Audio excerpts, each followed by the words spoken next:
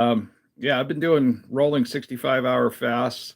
Well, I did that last week and I planned on doing it this week too, and I wound up screwing that up last night. So, yeah, we're back to talk about that a little bit and what I'm doing to hopefully correct that situation. And it's just annoying, because we get going and we're doing really, really good. And then sometimes we make a mistake.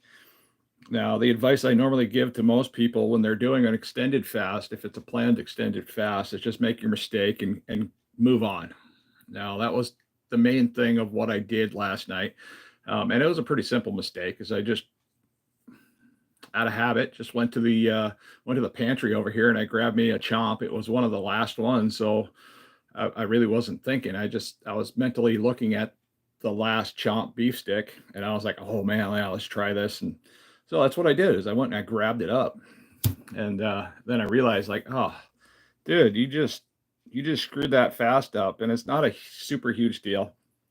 So I mean, I didn't worry about it too much. I'm not going to stress over it too much. I was going to break my fast today at this time anyhow. So, or at least right around this time. Actually, I think my 65 hours would have been up in another hour. But since I kind of screwed up my fast anyways, I'm just not going to worry about it. We're just going to move on from there and just keep going. So, I got some burgers cooking up over here. And this is kind of the random nonsense I do. Uh, when you're trying to get healthy, you're trying to lose weight, you're just trying to heal.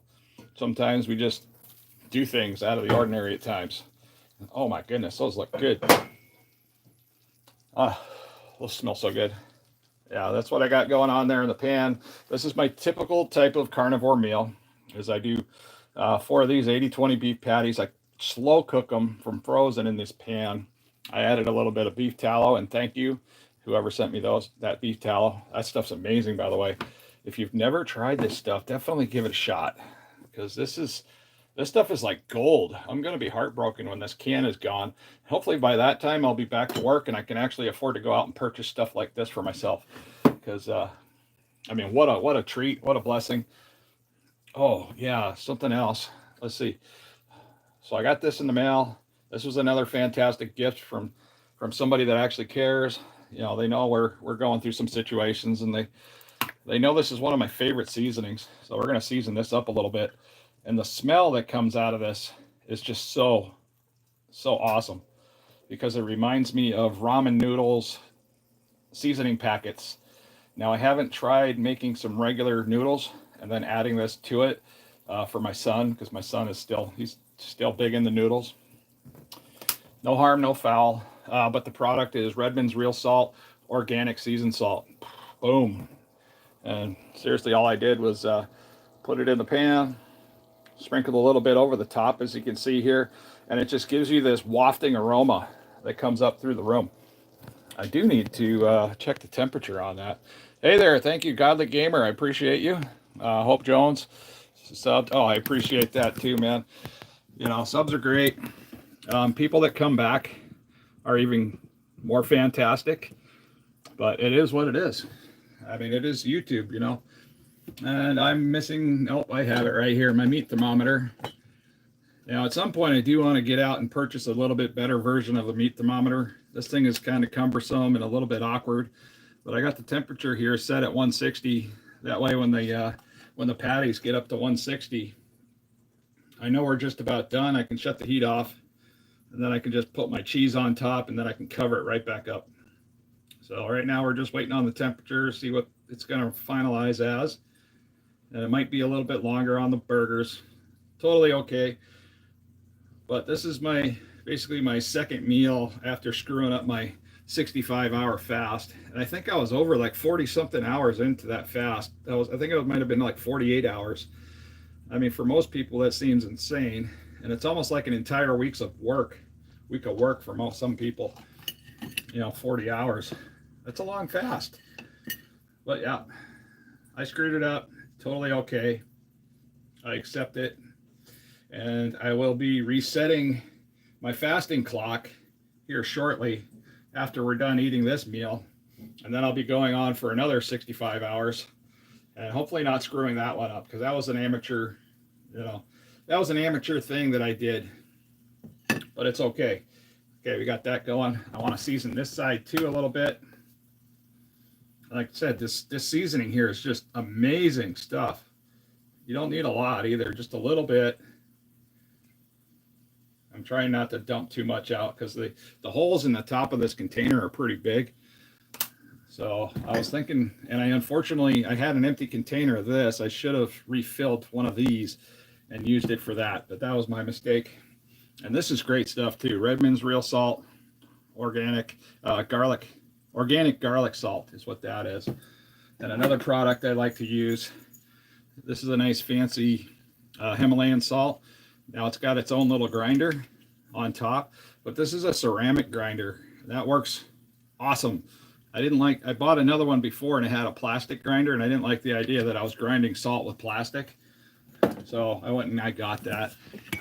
And I mean, it was a pretty good situation, win situation there. We're going to cover this up, let it just chill out. Now, once this is up to temperature, I got 2 slices of Havarti cheese. I cut these in half. This is how I kind of limit my cheese intake when I am eating, when I'm not fasting. So yeah, we just broke this. I'll put 1 slice on each.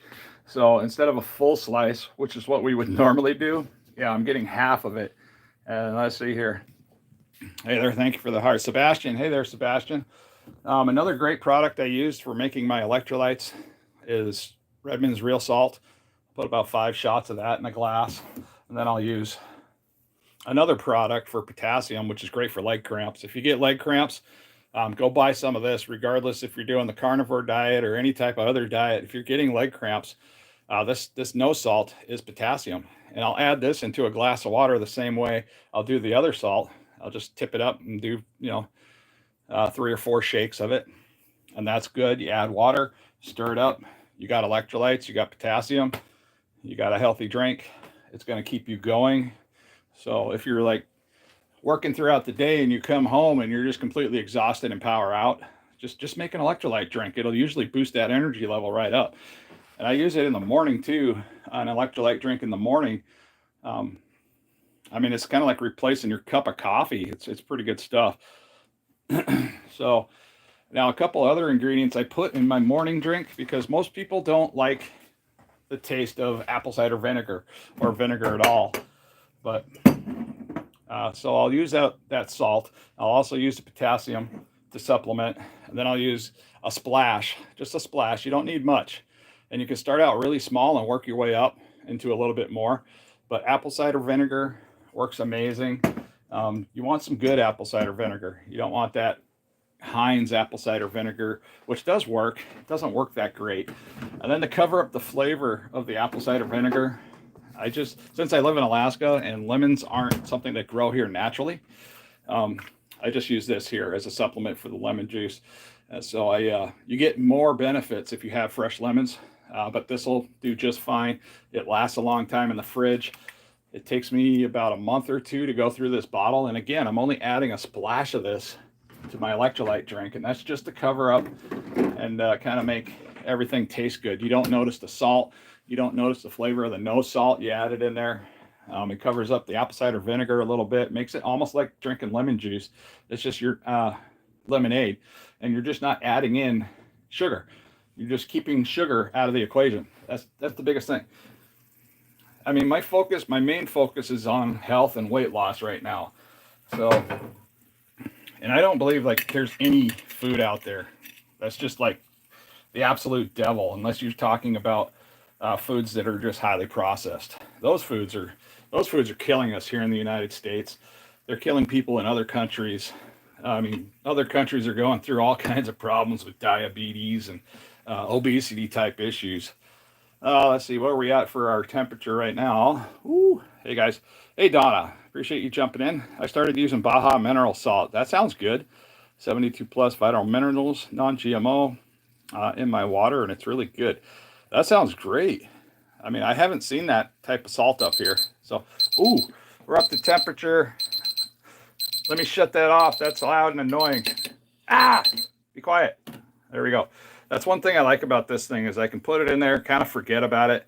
But I did find out that if you put the probe in there and then you try to cover it up, it will get heat from the pan covering it up.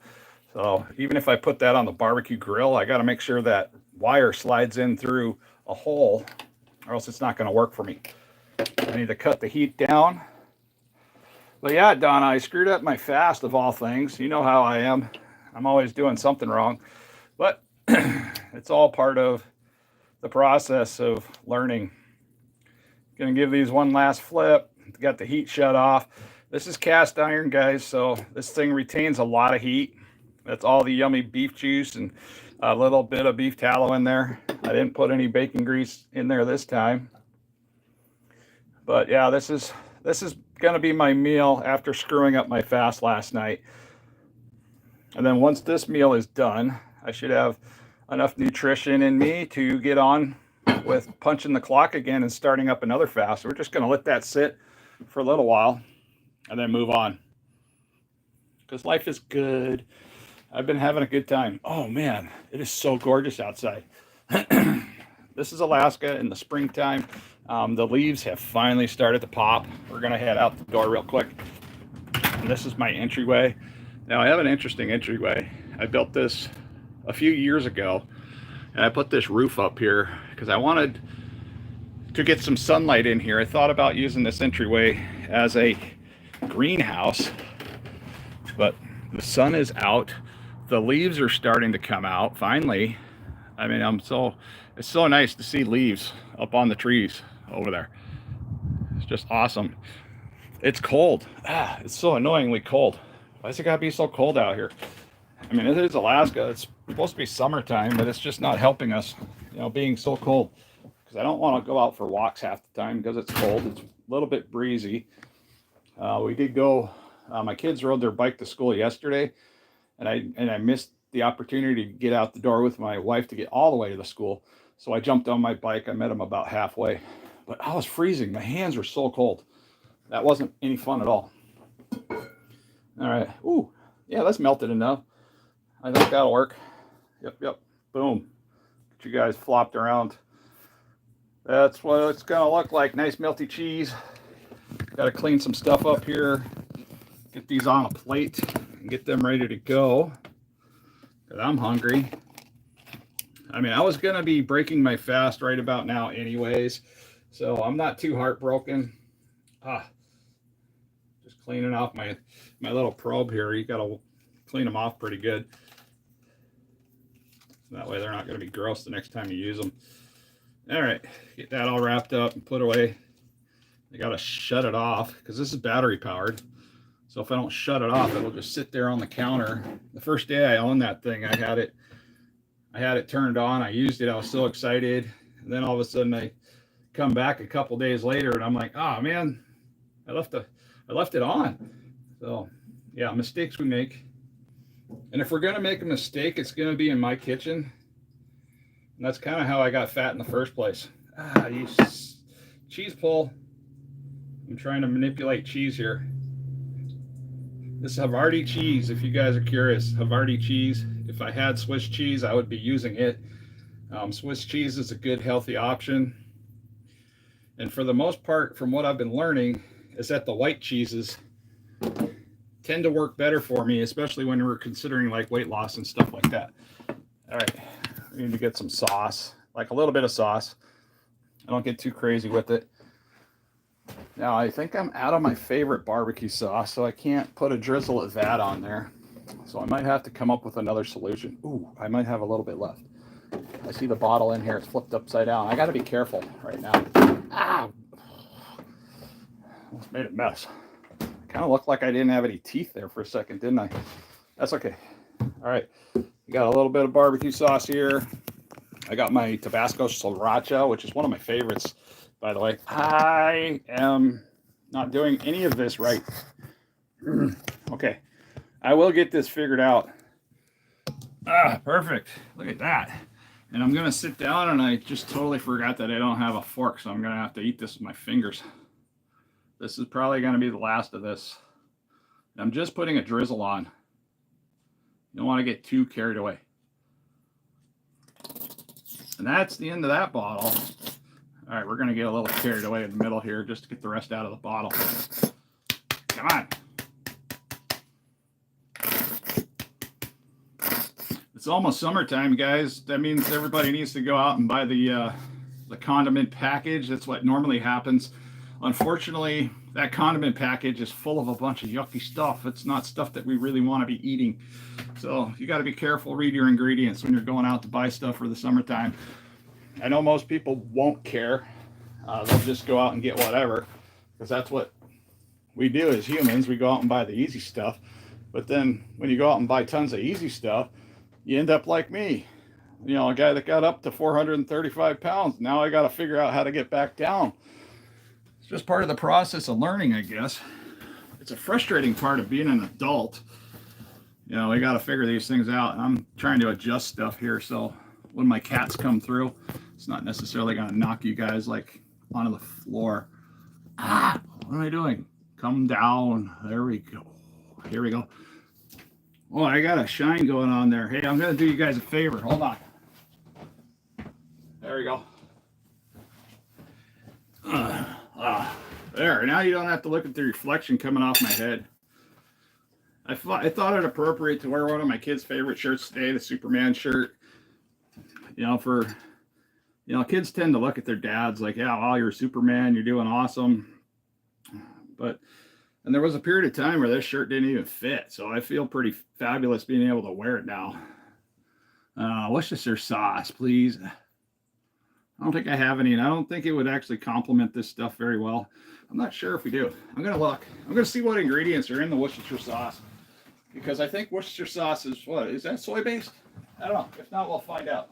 Ooh, okay, what do we got here? This is Worcestershire sauce. Oh, I do have some. Yeah, all natural. Leave pepperends. We're going to look at the nutritional stuff on the back here. Let's see, because it might have something in it that I don't necessarily want. Okay, right off the bat. We got distilled white vinegar, not bad. But then it goes right into the sugar. So we got molasses, which is the name for sugar. Might as well just call it sugar. Molasses is just like a thicker sugar. And then you got sugar. So you got two types of sugar in here. We go to water, salt, onions, anchovies, garlic cloves, tamarind extract, all natural flavoring, chili pepper extract. So yeah, the biggest disadvantage with this product here is that it's got sugar, and we're going to just put a splash. That's it. I'm probably not going to do that because I don't think I can open this. I got it. We're going to put a splash on just one of them. We're not going to get crazy with this stuff because it's just not worth it. It's just not worth it because I've screwed up so much. Oh, that's plenty. It's really liquidy. It's probably too much. I hope it doesn't ruin the flavor. I hope you guys didn't have a bad idea. Hi, kitty. You get in there. Oh, what else we got in here? What is that? I don't know what that is. Oh, that's more Worcestershire sauce. That's a different type. Why do I have two different? Oh, it's the cheap brand. It's the Signature Select brand. Oh, let's see what the trash is in this one. This one might have different ingredients. I'm not going to put this one on, but see, vinegar, water, molasses. Oh, there's the crap ingredient. Corn syrup, sugar. Yeah. So we got three types of sugar in this one right here. This is a Signature brand. So out of the two, that one in there is a healthier one. Yeah, vinegar, water, molasses, which is sugar, corn syrup, sugar again. Pretty much anything from corn is sugar. And then we have sugar, of course. Let's see what else goes in here. We got salt, tamarind, garlic powder, spices, dextrose, natural flavors. Natural flavors, you don't know what natural flavors are. Whenever they say natural flavors, that could be anything.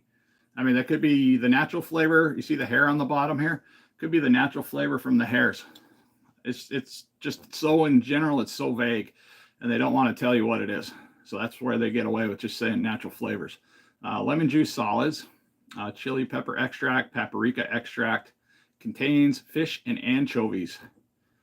I mean, this isn't like a horrible deal breaker as long as you're not soaking your stuff in it, like drowning your meat, like you would do to a salad. Like if you were to have a salad, the majority of people I know, they ruin the salad. I did that for years. I thought I was eating healthy because I was eating vegetables. I was just covering up my salad with so much salad dressing. And the majority of salad dressings got crap in them. It's got like high fructose corn syrup, soybean oil, vegetable oil. Pretty much the opposite of what you're wanting to do. is what you're achieving when you eat a salad and you're going to a random salad bar that might have all different types of dressings available. So yeah, we could screw it up at a salad bar. That blew my mind when I started learning all this stuff and figuring it out. That's mainly what I talk about here, is just the random nonsense that we get into. Okay, here's a salad dressing. Everybody's favorite salad dressing. This is also the favorite dressing children like to use for their chicken McNuggets. They love to put their French fries in this stuff here. This is full of stuff. Just so much stuff. Vegetable oil. This starts off with vegetable oil. Not a great option. Then it moves right on into the soybean and or canola oil. So canola oil is processed as well. It comes from corn. So that's where we get the canola oil. So you might as well just call it sugar as well.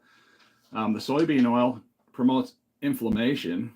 The vegetable oil promotes inflammation. So if you have swollen hands, swollen fingers, swollen feet, a swollen face like I used to, yeah, these ingredients are part of that problem. I got buttermilk, and then it has actual sugar in here. So then it's got actual sugar. Garlic, onion, vinegar, phosphoric acid, xanthium gum, modified food starch, natural and artificial flavors. So now they got you a double whammy at the end there with natural and artificial flavors, and you don't know what they are. They could be anything. I mean, they could be an artificial flavor of lead. I mean, who knows? It's just an artificial flavor. Sorbic acid, calcium disonomide, whatever, EDTA, added preserved freshness, dried milk, eggs, and soy. Soy, I remember when soy first started being a thing in this country, like a big thing, they were pushing soy because soy was extremely inexpensive, and it was also a product that they used to rotate crops out with. So one year they would do corn, also an inexpensive product that we overate. But then once they were done growing the corn for a year or two, they would till the fields, they would plant soy, and then they would do the opposite in the other field, which they had soy growing in, is they, till the field after harvesting all the soy, they would plant corn. And that's how they rotated our crops. But these are inexpensive products, not exactly stuff you want in your everyday diet. And you need to stop that. You're going to go bye-bye. Let's see. Yeah, that person there. I do appreciate people coming in here. And yeah, the spammers are okay. But that's all right. Just calm down there. Just settle it down. Chill. It's okay. But yeah, let's see how bad we're going to talk about some other products we have in here. So I don't think this is too bad. This is just a regular French's mustard. At the end of summer, most people have about 6 of these hanging out. Not necessarily this brand. It's usually the Heinz brand that we have a lot of, especially here in Alaska. We got tons of people flying up here, and they're just trying to make a quick camping trip. They come up here, they buy, that big selection of Heinz ketchup. It's got mustard, might have some mayo in it, and then it'll have relish. But the relish has got sugar in it because it's sweet relish. Now the mustard, I don't know. This one here probably isn't too bad. Organic vinegar, water, organic mustard seed, salt, organic turmeric. This one here is all organic, but then it goes into the natural flavors. It doesn't say, it does say organic natural flavors. So whatever the natural flavor is, they don't want you to know, but we're going to tell you it's organic so you feel better. So be careful, especially if you're suffering from gut health or gut issues, digestion issues, because something as simple as an unknown natural flavor can really confuse the process of you trying to figure out your own health. And that's an organic garlic powder. But for the most part, yeah, everything in here is, I don't know why they put gluten-free on stuff like this, because it should be pretty obvious that it's gluten-free. But it says no artificial flavors, but it's got an organic natural flavor. No colors from artificial sources. That's nice. Gluten-free. So is this the worst product in my fridge? No, it's not.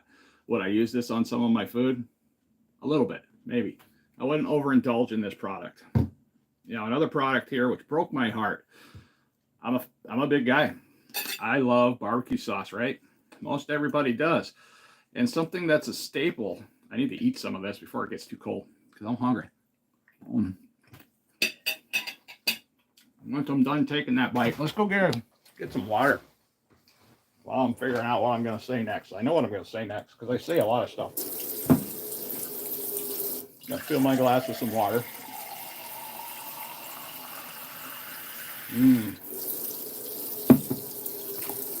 That tastes so freaking good. Like I said, I screwed up my fast. I did about 48 hours worth of that fast by eating a Chomp's beef stick. That's how I screwed it up. This was, I kind of went right back to schedule, even though I broke my fast. It's all about mindset. You know, fasting is about mindset. If you don't have a mindset when you're entering the fast, you're going to have a problem. Back to the product we were talking about.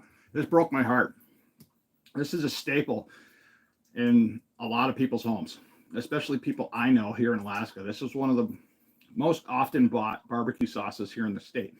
Now it's starting to sway towards another brand. Kinder's has amazing sauces. They're not too horribly bad on most of their products. But the one thing I like about most Kinder's sauces is their first ingredient doesn't start with high fructose corn syrup. So when you get a bottle of this, you know, barbecue sauce usually consists of, you know, tomatoes, vinegar, you know, stuff like that. The first ingredient right on the top of the list here is high fructose corn syrup. So that means the majority, and we all know how ingredients work on the ingredients label, I hope. And if you don't, typically the main ingredient starts at the very top of the list and you start rolling down to lesser and lesser ingredients as you get down further through the list. Learning how to read ingredients is super helpful, but the majority of what's in here is high fructose corn syrup. They do that to get you chronically addicted to these things. I mean, if you got diabetes, run the hell away. High fructose corn syrup, distilled vinegar. Like I said, vinegar is supposed to be in here. That's a normal thing. Tomato paste, go figure. Again, tomatoes. The two main ingredients that should be in any barbecue sauce is vinegar and tomatoes. And then you start adding your spices in. You know, modified cornstarch, not a winning ingredient there. Let's see, salt, pineapple juice. Pineapple juice can be innocent enough. Concentrate, natural smoke flavor. I don't know where they get natural smoke flavor from. I've never researched natural smoke flavor. Let's see, salt, natural smoke flavor, spice, caramel color. That's dangerous. Caramel color. And then we go back into another sugar, which is molasses. That's towards the end of the list. So high fructose corn syrup up top, molasses, trying to get that sweetened overtone. They probably put the molasses down at the bottom to make the punch of the high fructose corn syrup a little less. You know, I just ate a pickle, like a really sour vinegary pickle. And then it goes natural flavor, celery seed. Celery seed can be a problem for people with inflammation. So you just got to figure out, you know, what you're putting in, what you're not. Pretty much any seed. I found that black pepper tends to cause some inflammation. So I used to put heavily season my stuff, meat, burgers, everything was like pepper. I mean, and then I didn't know why my feet were still swelling after I did fasting for so long and after I lost so much weight. And I'm like, why are my feet still swollen? Why does it keep coming back? And then somebody mentioned that black pepper might be the cause. Crazy. Get you guys put away. Yeah, we're just ripping apart our fridge. What else we got in here? Oh, I wonder what's in this stuff. This is fun. Yeah. Okay, Kirkland's organic strawberry spread. What do you guys think? Do you think they're just tricking us on the label? You know, if they say organic, it's usually an organic product, but we tend to associate the word organic with healthy. So did they ruin this organic product by adding in a whole bunch of stuff? I honestly don't know, and we're going to find out right now. So right now, the first ingredient I see, fresh organic strawberries. That's good. Okay, we're off to a good start. And then they move into organic cane sugar. I mean, and then it has fruit pectin and then citric acid. Okay, that's all pretty normal ingredients you would find in a jam or a spread. Now, depending on how much cane sugar is in this, it might not be a great idea. But is this the worst thing in my fridge? Absolutely not. I'm pretty sure I have much worse products in my fridge. And organic is remember, organic is just a word. So isn't grass-fed. You know, you see the word grass-fed. That's just a word. Is it really? Do you know? Are you just reading the label and saying, oh, it says here it's grass-fed? we don't know. And that's been a debate I've had for a long time with other carnivores. It's like, really, we don't know. We don't know if they're doing the same thing as Cheerios did to us many years ago by saying their product's heart healthy. And we found out that it's the opposite of heart healthy.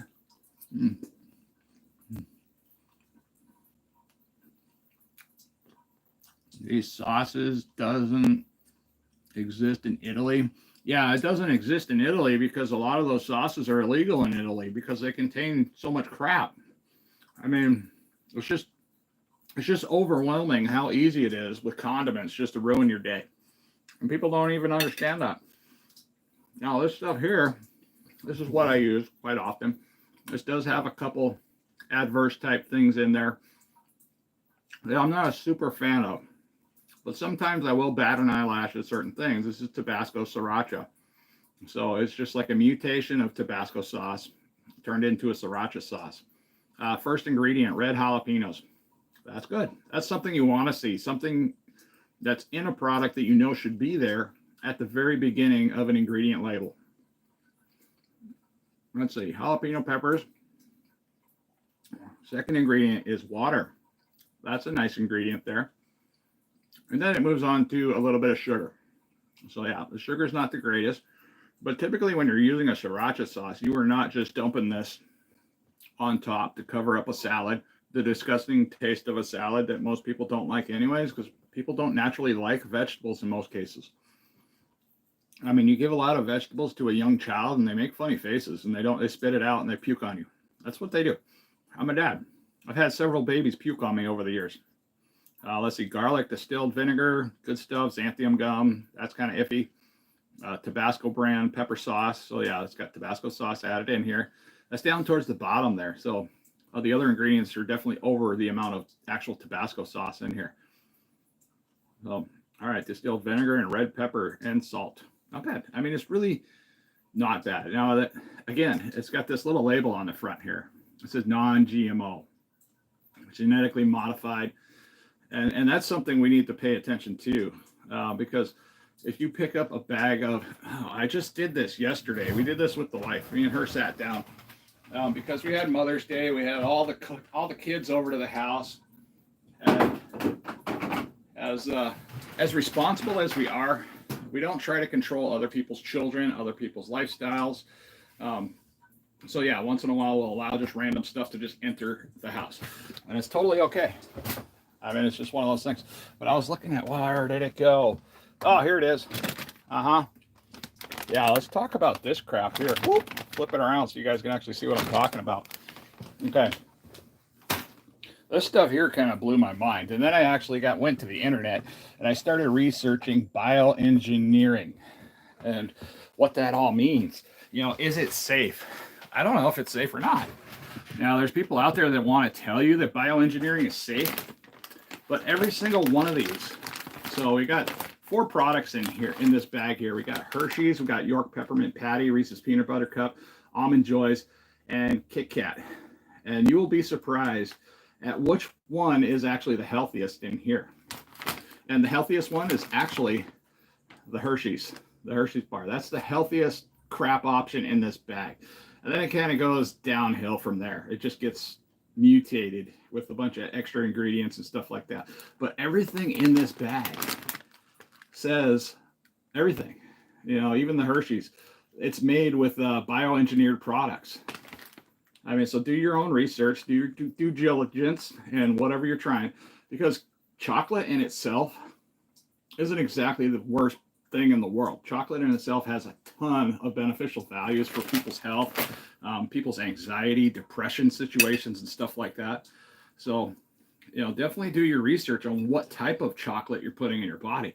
Don't just go out and buy random chocolates at the store, you know, covered up in them little foils, and think that you're doing yourself like, oh, it's just a little chocolate. Well, a lot of those chocolates, especially the white chocolates, they're made with soybean oil or vegetable oil or other types of oil that you don't necessarily want in your body. And then you wonder why you feel sick and upset later. I gotta get these off the table. These kind of insult me. You know, kind of like a vegan that doesn't like people eating meat. I see this stuff and I start to wonder. It's like, nope. All right. What else can we dig through today? I can find stuff. We can talk about stuff. Well, there's a lot of crap in here.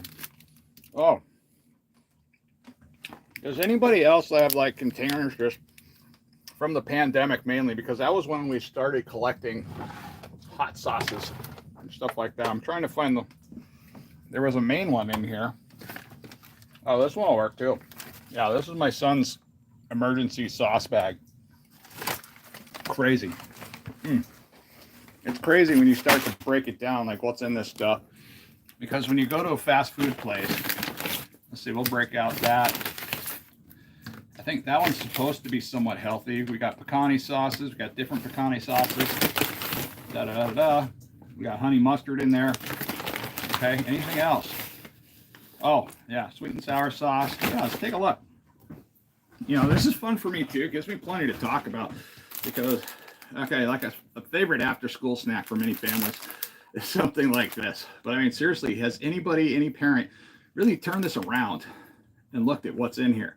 So as a general rule, even when I was morbidly obese, I started noticing that approximately 100 calories of just about anything, could be 100 calories of Cheez-Its, 100 calories of this, pretty much anything that says 100 calories, even if it's candy, tends to fit right in the palm of my hand. So pretty much anything, if I put it in the palm of my hand, that's going to be at least 100 calories. But yeah, goldfish. So they trick you with the baked snacks like it's healthier because it's baked and it's not fried. I mean, really. And then they put down here on the bottom another trick. Bright colors, you know, beautiful looking little goldfish to trigger you. And then they put 100% real cheese. And I say cheddar cheese. But notice something here. 100% real cheese. It does not say 100% real cheddar cheese. Cheddar is above it. So we just automatically associate the 100% real cheese with being cheddar. Well, this could be other cheese. I mean, this is what they do to us. They get us tricked. And one of these small packages here is 130 calories. It has basically zero nutritional value here on the back. It's like crap in it. Saturated fats, 5%. Let's see, total fat, 6%. We're talking just the fat content of these crackers and the serving size. And the serving size here is one package, if anybody was interested. But yeah, let's see what kind of fun. Enriched wheat flour. I mean, flour, we use flour to make a lot of things, but enriched wheat flour, that's a processed flour. Weird. Let's see. Niacin, reduced iron, thiamine, monotrate, riboflavin, folic acid. Now we have cheddar cheese culture. That should be there. All that other stuff, I don't know. That's questionable. I mean, it's really what you want to accept in your diet, what you want to put in your kids' diet as well. Just pay attention to the ingredients because there are alternatives to this right here. And since I started figuring all this out, we just haven't found the alternative yet. We're gonna go out there and find it when I get back to work, and we're gonna focus on pretty much, we're just gonna take everything like I'm doing today. We're just gonna take it, we're gonna read it, we're gonna try to find a better alternative for snack products for our children. If they don't like it, they don't eat it. I don't care. They're gonna be there. They will get hungry eventually, and they will start eating the healthier stuff. And when you start feeding your kids more healthy items over overly processed items, eventually their palate, their taste buds, everything's going to change, and they're just going to naturally want to eat those. And when they eat something like this, they're going to go, what the heck is wrong with that? It's so salty, or it's so sweet. There's something going on there, and they're not going to like it. You know, similar to when they were young, they didn't like a lot of stuff. But the problems come here a little bit further on down the list. So we left off at cheddar cheese cultured. That's supposed to be in there. Milk, salt, enzymes supposed to be in there. Let's see, Arnado, I don't know what that is. But then we get into the vegetable oils, canola oil, sunflower oil, and soybean oil. So yeah, if your kid's got ADHD, they're suffering digestive issues, maybe having problems pooping, and they're eating stuff like this, gee, that could be a good red flag indicator of something you might want to look at. And I'm not judging other people for what they do or how they feed their children. Let's see, then we go. Yeast and sugar. I don't know why there would need to be sugar in a cheese cracker. I mean, yeast, okay, I get it. Yeast is all right. And then we go into salt. Salt is a normal thing, but what type of salt? salt matters. Salt, we have to have salt to survive. If we don't have salt with minerals, we die. We become dehydrated, or our molecule, our cells won't accept water. So yeah, electrolytes are important. And that's where we get our electrolytes from, is natural salts. Not necessarily the salts they put in here, because it could be anything. It could be white table salt that's full of cellulose and it's just overly processed. And some salt has sugar in it. Why does salt have sugar in it? It shouldn't, because they want you to have more. They want you to have that salty flavor, but they also want you to have that trigger of sugar to go along with it, the little bit of salty sweetness, kind of like, salted chocolate, which is pretty delicious. But let's see, amino vegetable oils. Yeah, we got through all the vegetable crap, salt. Then we got yeast, and then we got more sugar, and then some other weird stuff that I can't pronounce, powder, and then some more weird stuff that I can't pronounce with phosphate at the end, and then baking soda. Okay, a little bit of baking soda. And then it contains wheat and milk, if there wasn't enough in here already. A very small package with so much stuff in it, so much stuff wrong with it. And we tend to bat an eye when we see a kid walking around with these, eating them. It's like, okay, have fun. Let's get on into the sauces, because, okay, when the pandemic happened, we were hitting the drive-thrus up, and then we were getting home, and then they would typically forget to put sauces in the bag. All of us did it. I was doing it. My wife was doing it. My kids were doing it. But so we'd come home with a lot of these random sauces, and we got a collection of them now. Most of us probably still have either a bag. This bag is just full of stuff. It's from McDonald's. It's got random McDonald's sauces in there. I got Taco Bell sauces for days. And that was the stuff we would go to, to kind of get us through the pandemic, especially when we were getting a lot of fast food and processed food. But this is a Hopicante sauce, and it's got some interesting stuff in here, I'm sure. Let's see, water, concentrated tomato, both ingredients that should be on the front, jalapeno peppers and salt. Again, should be up there on the top. Distilled vinegar. So far, we're not looking too bad, but I'm sure McDonald's screwed this up somehow, because McDonald's loves to dumb things down. They like to take healthy things and then manipulate it, like their French fries.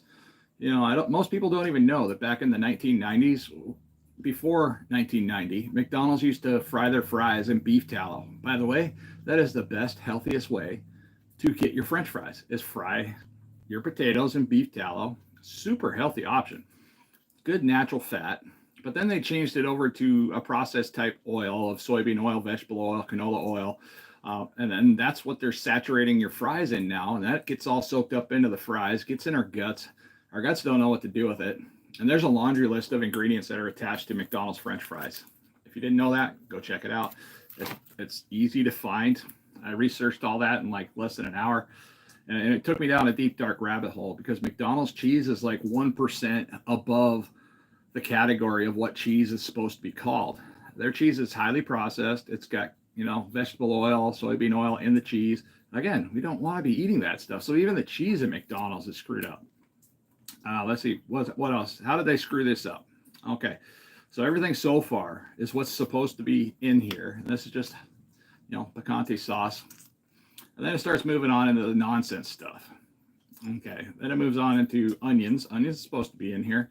And then it goes to soybean oil, high fructose corn syrup in a sauce. Again, screwed up, just like Baby Ray's barbecue sauce, where the number one ingredient on Baby Ray's barbecue sauce is high fructose corn syrup. I mean, what were they doing? It's like, why? Brown sugar, molasses, it's barbecue sauce. We know there's sugar in the majority of barbecue sauces out there in the world. And there's sugar in there for a reason, because there's supposed to be some sugar in barbecue sauce. Come on. But then when you start taking like hot sauces and you start screwing them up with high fructose corn syrup, that just pisses me off, especially now that I know what I know about high fructose corn syrup and why it's bad for the entire world. We just should get rid of the stuff. I mean, we should figure out a way to use all that high fructose corn syrup and just burn it in a vehicle. I mean, put it in diesel fuel or something as an additive to save the world. Where are you, Greta? Come on, Greta. Why isn't Greta throwing fits about stuff like this? This is what makes me wonder about that girl. And then it goes to green bell peppers, xanthan gum, acetic acid, preservatives. Okay, you got a super small package. What's up with the preservatives? The package itself should be preserving it enough. Yeah. garlic, citric acid. And then we got corn syrup. There's another sugar, corn syrup. Where do you think high fructose corn syrup comes from? It comes from corn syrup. It's processed. Natural flavors, and then that weird caramel color. Why? You don't need a caramel color for your sauce. Just stop it. Just stop it. Everybody, I wish they would just stop it all. I'm sick of it. Ingredients, water, concentrated tomatoes, and I'm looking at the wild picante sauce now just to see if it's any different. And I'm sure it's a little different. So far, it looks pretty much the same as the last one. Its main ingredients are pretty good. And then it moves into the soybean oil, straight into corn syrup. There's a sugar, high fructose corn syrup, another sugar. Jalapeno pepper should be there. Green bell pepper should be there. Xanthium gum, debatable. And then it's got preservatives for whatever reason. Sodium benzenate, potassium sorbate, spices, garlic, citric acid, acetic acid, and natural flavors and caramel color. Again, why? Why with the caramel colors? Now, as a general rule, mustard is typically a safe ingredient for most people, but is this mustard safe? I don't know. Let me see what Donna's saying there. I can't eat them. Period. Nikolai. Are them for years, screwed up my digestive system. That's where a lot of us are coming from, guys. You know, I'm surrounded by a million people in between their 30s and 80s that have just woke up. You know, we all just woke up and realized, wow, what have we been doing for the last 20, 30 years of our life? How do we screw up? And we're really starting to take note because, you know, I'm 50 years old. I only got a good 20 years to go. And then after that, if I make it further than that, past 70, I don't know if that's going to be so good. But if I focus like I should have 20 or 30 years ago on this nonsense, then maybe I wouldn't be so depressed about what's coming after I turn 70, because I don't think I'm going to have fun after I turn 70. I might live. Who knows? I might not. Then again, anything could wipe us out in a second. Okay, honey mustard from McDonald's. First ingredient is water. Second ingredient is sugar in mustard. Stop it. Just stop it, McDonald's. And then it goes to soybean oil. Okay, we got water, sugar, and soybean oil. Imagine putting that in a glass and drinking it. That's what you're doing with this stuff. And the only thing that makes it mustard flavor is a little bit of spice after the fact. Distilled vinegar should be in mustard. Mustard seed, of course, that should be in mustard. Then we got honey, which is another sugar, debatable sugar for most people. I know people on a ketogenic diet, they're using honey as an alternative as well. Let's see, corn syrup, solids, another sugar. So now we got 1, 2, 3. We got 3 sugars in here that I can identify. And by the way, if you didn't know that, sugar has over 50 different names to identify here in the United States. I have 50 names. That's researchable too, real quick. Just Google, boom, right in front of your face. You can figure it all out. And some of those names, you know, we don't really associate with sugar. It's like, wow, that's amazing, because we've heard it all our lives, like maltose, maltodextrin, sugar. Yeah, weird. Huh. Okay. All right. It's got, corn syrup, solids, egg yolks. Okay. Contains 2% or less salt. Cellulose gel. White wine. Huh. White wine goes in this. Huh. Honey mustard, white wine. I did it. Like I said, I'm learning as well as I'm sharing here. I mean, that kind of blew my mind. White wine is in McDonald's honey mustard. That's fabulous. Wow. Xanthium gum. What else? Preservatives, yeast extract, cellulose, gum, natural flavor, maltodextrin. Maltodextrin, a sugar. Yeah, another word for sugar. Weird. Now, we all know the sweet and sour sauce is absolute trash, but how trashy is it? I don't know. First ingredient, high fructose corn syrup. So any amount of high fructose corn syrup, like any amount, is too much high fructose corn syrup for the body to handle. It doesn't know what to do with it. It doesn't know how to process it. It doesn't know where to put it. It tries to figure it out as quickly as possible, and it usually winds up damaging our organs as a result of trying to figure out where the heck is it going to go. Sugar in itself, too much sugar, especially high fructose, it spikes our blood sugar. It affects our eyesight. It gives you those eye floaters. So if you're suffering from eye floaters, remove the sugar from your diet, remove a lot of the carbs for a period of time. The eye floaters should correct themselves or dramatically improve. Simple, easy stuff. let's see, high fructose corn syrup, and then it goes to water. That's not bad. Water's not bad. High fructose corn syrup, not so good.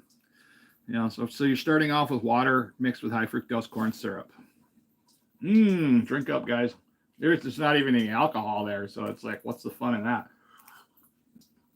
But your children are dipping their chicken nuggies and their French fries and whatever else nonsense into this.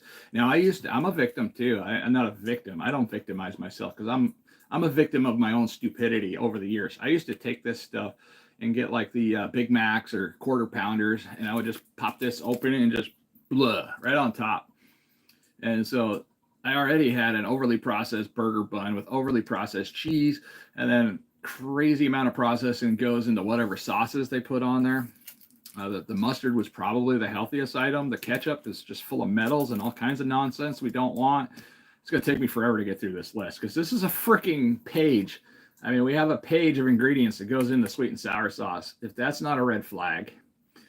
Now, I've learned that when surveying the grocery store, the one thing I look at is automatically I see a product I like that catches my eye. I'll pick it up. I'll flip it around. I'll turn it around. And then I look at the length of the ingredient label. If the length is super long, like it could take up a full page if it was printed out in regular text, and then they have to like shrink the writing to make it fit, it's usually a red flag indicator. Like, hey, whoa, you might want to just double check what you're getting, what you're putting in your body there. But yeah, let's see, distilled vinegar. Yeah, that should be in there. Let's see, water, soybeans. Yeah, you shouldn't have soybean in sweet and sour sauce. You got wheat. Why is there wheat in here? Wheat powder, dextrose, soybean oil, more soybean oil. Shouldn't be soybean oil in sweet and sour sauce. You shouldn't have vegetable oil. You shouldn't have hydrogenated oil, or you shouldn't have any type of weird, funky oil inside sweet and sour sauce. There's just really no reason for it. There's some dude in a white lab coat that sits there, and I've seen these people because I used to work in manufacturing all over the country for different places, and they would literally sit in white lab coats and just hyper analyze the ingredients and come up with new formulas and stuff. They get paid a lot of money to sit in there. They're scientists, and they're also looking for addictive type triggers. What makes somebody crave this sauce or crave this sauce enough to want to come back here and buy our other products so they can just get this sauce as a free condiment on the side. So yeah, there's people that actually sit there and do that, manipulate it. Xanthium gum, soybean oil. Yeah, there's enough crap in here. It just makes it pointless to keep going with that. I'm done with that. That's nuts. Honey mustard, trash. Goldfish, trash. I mean, I'm not going to throw it away. We had a neighbor come over here today that just, like I said, I keep a lot of this stuff for preparation type things. She came over here today looking for something, and yeah, of course. Yeah. Need something? Go ahead. No, not a problem. Because it's stuff that the majority, especially myself, I'm not going to eat it anymore because it's crap. I mean, it's not good, but it will get somebody through a pinch. So, I mean, if we were to like run completely out of money and couldn't afford anything, having some overly processed foods that last on your shelves for 100 years, it's not going to be the end of the world because I know how to fix it now. I need to pull you guys closer, see what's going on. Let's see. Good. Hello. Tyson, I've been eating McDonald's since I was born. I'm still healthy. Yeah, you only think you're healthy, Tyson. How old are you? Like 20? You're probably like 20 years old, if I were to guess. Maybe not even that old. But yeah, I did the same thing too, bro. I mean, I ate whatever I wanted for a long time. I did the same thing my son's doing. My son's going to suffer the same fate as I did because he's under the influence of, I'm young and healthy. I can do whatever I want. Well, I did that too. I did that too for years. I was buff. I was tough. I was lifting weights. I was running. I was biking. I was skiing and snowboarding. I was riding skateboards. And a lot of these things I was doing and getting paid. Yeah. And then I got into truck driving and I was still under the same influence. Like, I'm young. I can do whatever I want. But I was driving a truck with a lot less movement. Highly stressful job, long hours. You basically live in the truck. You live out of vending machines and truck stops, not always the healthiest items. And when you don't know anything about health and nutrition, Tyson, it's kind of hard to figure it out all by yourself. This is where people like me come in that are figuring it out, is we just share what we're learning. And then hopefully somebody else will start looking into their own pantry, for instance, their own ingredients and stuff like that. Oh, I know. But if you didn't know, I'm doing mainly the carnivore diet. I do the carnivore diet and I do a lot of fasting. And I do the carnivore diet because I am an overeater. It's really hard for me to overeat meats and fats. It's really hard for me, to get incredibly morbidly obese just from eating meats and fats, because that's not how meats and fats work. Our body knows what to do with it. Our body naturally knows what to do with the cholesterol, knows what to do with the HDL, LDL. And all of a sudden, my blood pressure came down to like perfect. I mean, my blood pressure has never been better. And I eat 90% meats and fats. I eat bacon. I eat a lot of eggs. Eggs were supposed to kill me, right? Remember those days? Oh, don't eat eggs. So much cholesterol in an egg. Don't eat the egg yolk. Only eat the egg white. Absolute freaking nonsense. It's like, whatever. Don't enjoy your bacon because the bacon's going to kill you. Yeah, whatever. If bacon was going to kill me, I would have died 3 months ago when I was eating like pound after pound after pound of bacon. Blood work was great, by the way. Just so anybody cares. Yeah, the blood work was awesome. Could be a mod. Let's see. Somebody says hi there. Hey there, Roman. Appreciate you jumping in there. I appreciate all you guys, even if you don't believe what I'm doing, actually works. But the point is I get out here. I'm not paid to do this. I'm not paid to talk about it by anybody. And typically when I try to research anything on the internet, I'm looking for those people, the ones that don't get paid. You check my channel out. We got Amazon affiliate links. That's about as much as we have. I mean, we're not sponsored. We're not selling any products. We're not really promoting any products unless we're using it. About the only product, the only couple of products I do promote, and I don't get paid for it. I only promote stuff because I use it. It works. Like the Life Pro vibration plate. Fantastic product. Yeah, absolutely. All day long. I don't even have to get paid to say that because it works. It honestly works. It fixes your edema. It fixes drainage issues, lymphatic drainage, stuff I didn't even know about, 3 months ago, maybe 4 months ago. I don't know. I wasn't even considering it as an option because whenever I saw somebody on a vibration plate, I thought it was, crap. Like, whatever. Like, what's that supposed to do for you? But they work. Vibration plates work, especially for people that became morbidly obese and we're trying to rehabilitate ourselves into better health. Hey there. Thank you. I hope you have an amazing day too if you're still here. I drive a truck, Roman. I'm a truck driver. This is one of the companies I work for in the summertime. I don't know if I'm going to be working for them this year. My truck is down. It's not running. And we're just waiting on work to start. I mean, it's beautiful outside, but work doesn't start here in Alaska right away. Because after the harsh winter, everything has to thaw out. The roads have to, thaw out as well. And when they thaw out, they get really, really soft. And we can't run heavy equipment across those roads or else we tear up the roads.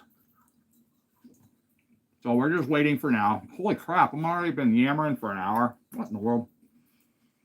But it's a beautiful day. Now, somebody asked if I could do a live stream while on the mountain bike on one of the trails here. That is on the plate of things to try. Now, when I'm riding a mountain bike, I'm not going to be able to talk. So it's basically going to be us riding through the woods on a mountain bike. Although I do have places I can go and I can sit and then we can have a conversation before or afterwards, one or the other. But because when I'm riding around in my car and we have the camera going, I can talk, like anybody else. We can talk, you can sing, you can do whatever you want in the car. It's fun. It can be fun. But I've been debating, like, okay, if I'm on a mountain bike, how fun and interesting can I make this just besides scenery, going down the trails? Because there's a lot to see here. And I haven't explored 90% of these bike paths around Alaska. I've just heard stories for years. Like, there's so much to see. There's so much scenery. It's so beautiful. There's creeks that run alongside the trails. You got wild animals that can jump out at you. We got moose, we got bears, we got wolves, we got coyotes here. We got a little bit of everything right here in the city, and it's pretty common to see some wildlife. Now, let's see. How many languages do you know? I know how to speak English. That's about it. I know how to speak a little bit Native Alaskan. I learn a word or two once in a while, but yeah, I don't hang out with my relatives enough to learn the entire language like they know it. Hey there, Anna. Okay, hi there. Question. Are you both LDL, HDL cholesterol levels normal? They are elevated slightly, Anna. Let's see. Normal eating just meat, bacon, eggs. What provides fiber? You do not need fiber for your diet. Fiber is not an essential anything for your diet. There is no essential fiber. Doctors screwed me up by telling me I needed more fiber in my diet. This is why I'm doing this type of diet, because of all the years the doctors messed me up. Nutritionists and stuff like that, because I've hired people to take care of my health, and all of them have either injured me, made my situation worse, or I almost got hospitalized by something they recommended. One of them told me to try raw vegetables. Raw vegetables, spinach, eat nuts, all super high in oxalates. I had kidney stones almost so bad that I almost had to go get surgery or had them zapped by a laser. Yeah, just stuff that we don't think about, especially when you're suffering and you're morbidly obese. You don't think about these things. And that's why I like to just talk about my experience, because it's a relatable experience. A lot of people have suffered from kidney stones. A lot of people have suffered from severe constipation as a result of adding in all this extra fiber into our diet. Some of the doctors prescribe me to take Metamucil, that fiber supplement. Oh my goodness, I was almost in the hospital because I had a baby coming out the wrong end. I will never again. Fiber is a no-no. And then when I hear people talk to me about how they need fiber to poop normal, you poop normal without it. If you just eat meats and fats, what is in this? What is in this exactly? Tell me. That's going to bind this into my colon and say, sorry, you're not coming out. Nothing. I'm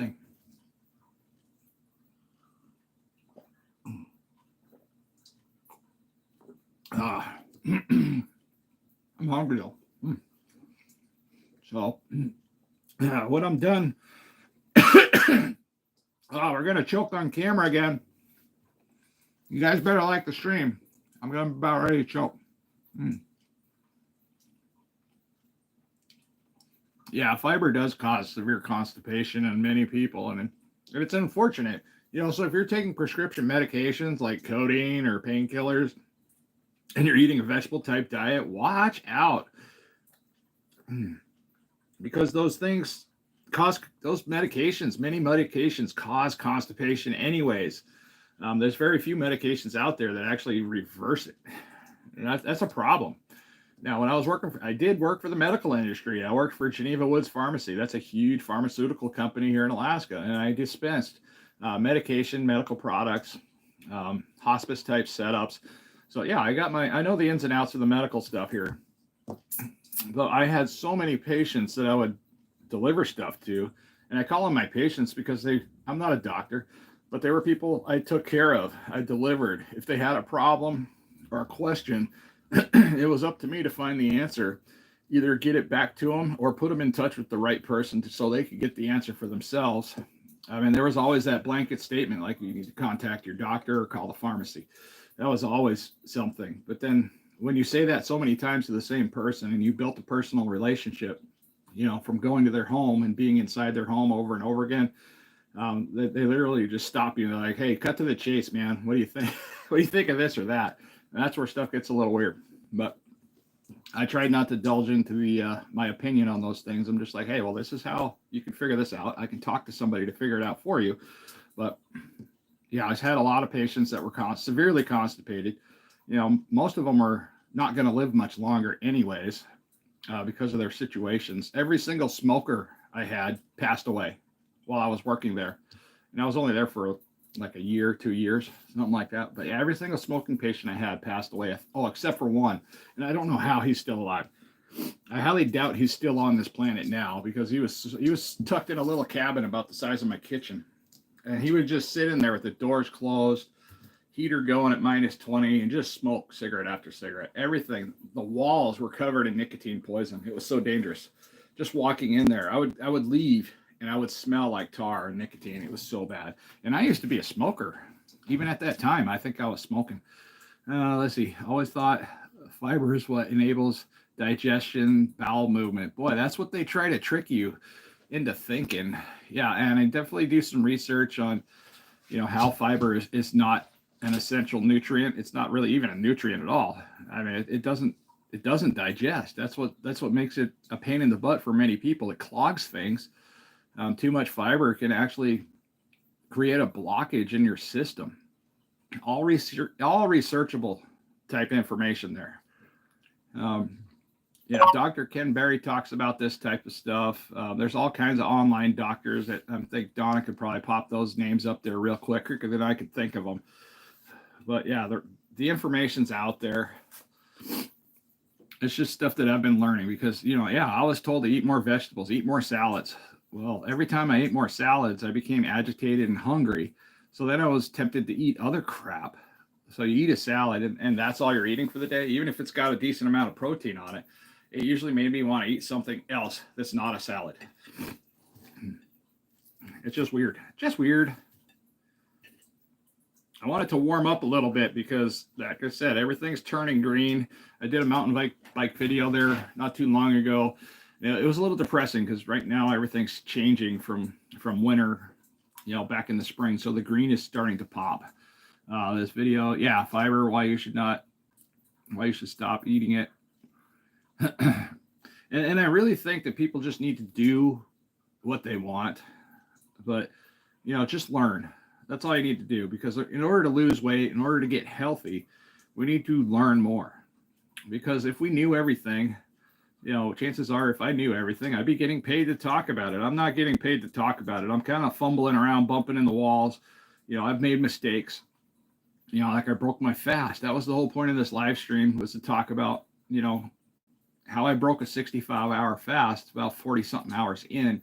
What I did to fix it. What I'm doing is I kind of tried to keep on the same schedule. That's what I recommend to people in the fasting group, is to just try to keep on the same schedule. You made your mistake, end your fast, count around when the time you think, and then eat your meal, and then just keep going. Just keep the rotation going of whatever you planned. I planned on doing a rolling 65-hour fast, which is just water, my vitamins, nutrients, and electrolytes for those 65 hours. And then I have a 6-hour feeding window. Well, that's what this is supposed to be right now, is my 6-hour feeding window. And then I'll start another 65-hour fast. And I do this to lose weight, because on the carnivore diet, I can maintain my weight extremely well eating meats and fats. I can maintain it. I'm not gaining weight like if I were to go eat a bunch of crap food from the center aisles of the grocery store. So I can, whatever weight I'm at, if it's 300 pounds, if it's 185 pounds, I can stay within 5 to 10 pounds of that number on the carnivore diet. And I can eat a lot of meat. But our brain tells us when we've had enough. So chances are I can only eat about 2 of these patties. The other 2 are going to get put away until later. I'll eat these later, and then I'll move on from there and start my fast. That's kind of how it works. Yeah, the LifePro vibration plate, that's a winning product there. I mean, if anybody's, you got numbness in your feet or balance issues, trying to get in and out of the shower is crazy dangerous. Yeah, that LifePro vibration plate will help you with all of that. Yeah, I do. I use that product. I haven't used it in a little while because, it really, this stuff starts correcting itself pretty quickly. It helps with edema. It helps with water retention, inflammation. I mean, they're amazing stuff. Here, after the stream's over, there'll be a link in my description section for an Amazon affiliate link for the LifePro vibration plate that I use. You can order any of the vibration plates you can afford through that link. They're all quality products. They all come with really good controls. They're designed to last. They have a lifetime warranty. It's good stuff. I mean, it's good stuff. I can't complain. Joel, the owner, has contacted me. He did set me up my own affiliate link, and I'm not very good at technology or figuring this stuff out. So I think I botched up that deal. I don't care, because like I said, I'm not out here to make money. I'm not out here to make $100 off of, somebody watching this and finding a product. If I make $2 or $3 from something off of Amazon, that's great. And I think since I had the Amazon affiliate links, I've only made $10. That's it. They actually emailed me today and say, hey, you got some money sitting here. You want it? You got to figure out and finish the process. That's how in tune I am to trying to make money off of doing this stuff. I want to go work. I want to get in my truck and go to work. I don't want to be sitting here at the house. I like you guys. I love you guys. but I really want to get out there and do stuff and like make some real money and buy some stuff, get some upgrades for my Jeep, maybe purchase a new camera. The new Insta360 X4 is like my dream camera right now because it's got everything that I asked for. That's why I like Insta360s, because they actually listened when I told them. I said, this is what I want, and then they built it. I mean, that's the second product I can think of that I've ever made a recommendation to that somebody actually listened and made it. So yeah, of course I want it. I don't care how much I have to spend on it. I'll buy it. I mean, I'll buy it and I'll use the heck out of it because I know how to use the product now. It took me a while. It took me over a year to figure this stuff out.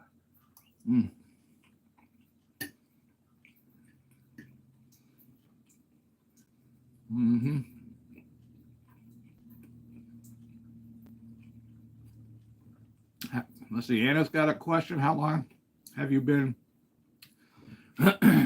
Now I'd have to go back. It is in my main description section of most of my videos. I don't have it in front of me right now, but I believe it was September is when I started. And I started the carnivore diet, and it was rough. There's a transition. I was struggling, like many people. I wasn't doing it right. I had to ask a lot of questions from the community, and that's the benefit of the carnivore community is we all talk to one another. I mean, if you see these doctors, a lot of us have talked to the doctors, or you see these other carnivore channels, yeah, we associate with each other behind the scenes. And if we have a problem, we'll send each other's messages and look for advice. Sometimes we'll jump into the carnivore live streams as just a viewer, and we'll just type in our question just like you did there, and that's how I find out. But I started, I believe it was last September, but I used a process of, I kind of came up with my own process of starting carnivore, which was 90-10. So I was eating 90% meats and fats. So the majority of my diet was meats and fats. And then 10% I love my life. That was one of my catchphrases for a long time. And then I started finding tremendous benefits that I didn't think I could even ever acquire accidentally. And that's how it all started. I started noticing, my edema went away. I started noticing my brain fog was going away. I could talk. I could say complete sentences without just sounding like a bumbling idiot. I couldn't speak a complete sentence before. I would talk like,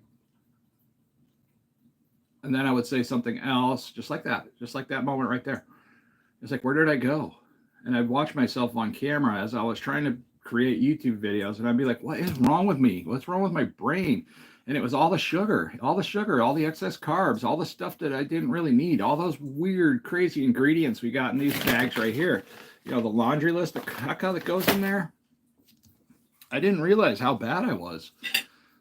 I mean, and then I was, at that time, when I was suffering the most, all I could worry about is like, let's go to Krispy Kreme. Do they have cream-filled donuts? And I was sitting right here at this table. I was twice the size of what I am right now. Twice the size of this guy here.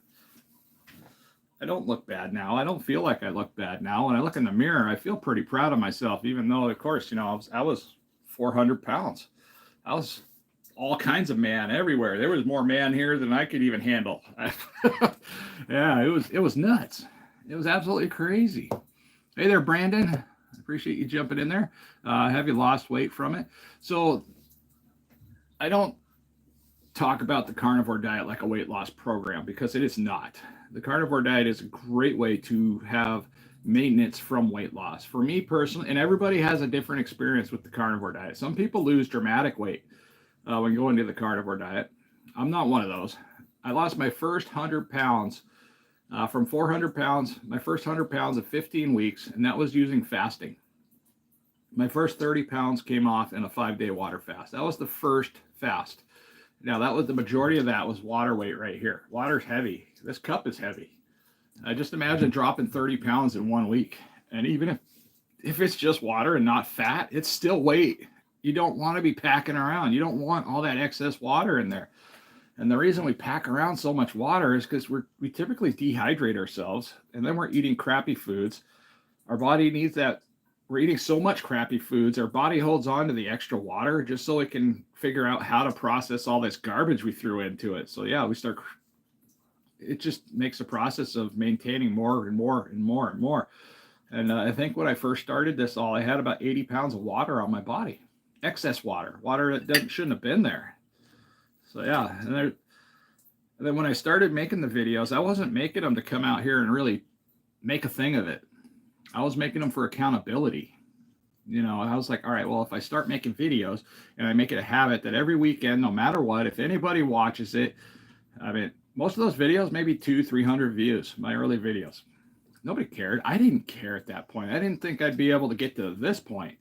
I didn't think I'd still be going. I didn't think I would be able to speak like I can now. Yeah, it's just amazing. I can get out on my bicycle now. That was the first time this year that I've been able to ride my bicycle for 3 years. That was a big deal for me. Let's see. Hello there, Bryson. Nice to see you in here. But no, the carnivore diet overall, I believe I have lost about 30 pounds while doing the carnivore diet. Maybe 25, 30 to 25 to 30 pounds. I'll just call it that. And I just try to be as honest as possible, because there's no point in telling you that something magical is going to happen to you when I don't know what magic's going to happen to you, because there are magical things that happen to everybody that has done the carnivore diet. And that's just why there's a carnivore channel popping up on YouTube about every 5 minutes, because people are just all of a sudden like, I need to share this. This is simple and I can do this and I can keep doing this. I enjoy meats. I enjoy going to barbecues. I enjoy steaks. I enjoy hamburgers. I enjoy cheese. I enjoy bacon. I love eggs. And I've lost a lot of weight by just eating eggs for a solid week. I think I ate over 100 and something eggs in a week. And I lost about 7 to 14 pounds doing it that way. But again, a lot of it is water weight. I'm still retaining some water right now, as I found out from my neuropathy appointment, because I have numbness of the feet. And then the LifePro vibration plate is what's helping with the numbness of the feet. When your feet get numb, you lose your balance. And the vibration plate fixes that temporarily. I mean, you got to keep coming back to it. You can't just use it for one day and then be like, oh, I should be able to balance better. But so before I started actually walking for exercise, I would use the LifePro vibration plate for about 5 to 15 minutes is all you need on low. And then I would be wanting to walk. So I never wanted to walk. I had plantar fasciitis. If you guys don't know what that is, it's the nerves on the tendons on the bottom of your feet or get all kind of screwed up. And that was an obesity issue as well, foot problems. But that tends to fix itself. And it fixed itself in about a month or 2 months. It hurt. I mean, it hurt, but it did fix itself gradually. Let's see. Hi, I'm new to the channel, watching from England. Hey, thank you. Good vibes. Yeah, if you subscribe to the channel, I have my P.O. box. I'm asking people to send me postcards. I would love if you could do that. That would be great. If you could send me a postcard from England, just something, a picture of a landmark or something, and a little bit of something, written on the back in your handwriting. Yeah, I go collect these postcards. I'll be down there like every Friday to see if anything arrives in the mailbox. And if I get postcards, I'll share that on a live stream similar to this as well. And we can talk about who sent me what from where. But I really want to collect postcards. I don't come out here. I don't beg for free gifts. That's not what I'm about. If somebody sends me a gift, I will be very grateful and thankful, because I do appreciate the stuff that people send me. But I'm not out here begging for free gifts. I am begging for postcards because I want a postcard collection of all the people that this channel can reach all over the world. I don't care where you guys are from. I want a postcard from everywhere, like all 50 states in the lower 48. I would love that. And the whole reason for that is I built this YouTube channel for my son, because my son at one point, just out of nowhere, said he wanted to be a YouTuber. At that time, we had some money, so I started investing in cameras, computers, and green screens and all kinds of stuff, lighting and you name it, microphones. Yeah, I've spent thousands of dollars on this YouTube channel. And then he was like, I don't want to do that, because he saw me having a hard time making videos.